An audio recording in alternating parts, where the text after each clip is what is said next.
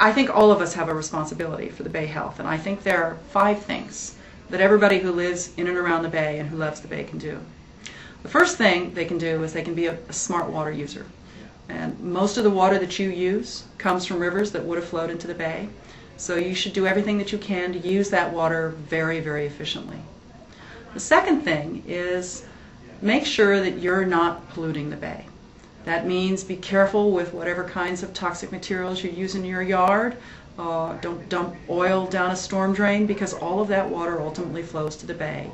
Every reduction that you can make in the amount of junk that you dump on your yard or down a storm drain reduces the amount of pollution that goes into San Francisco Bay.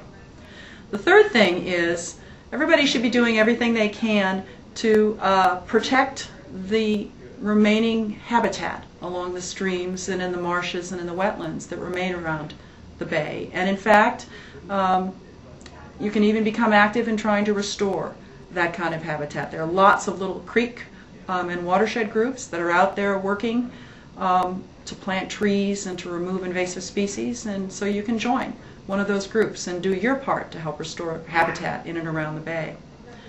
The next thing you can do is, recognizing that the bay actually is the largest estuary on the west coast of the Americas, you have a responsibility to keep rivers flowing into the bay so that it maintains its character as an estuary.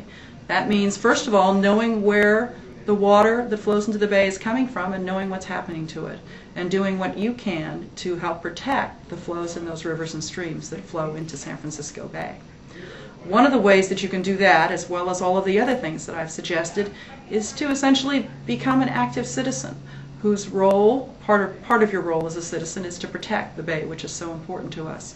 That means being aware of what's going on, talking to your local representatives, your legislators, city officials, resource managers, and understanding what they're doing, and when necessary recommending that they take a different approach, which is more protective of the bay. It means writing letters to the editor and getting engaged with your local congressperson and advocating for the things that we all know the bay needs in order to stay healthy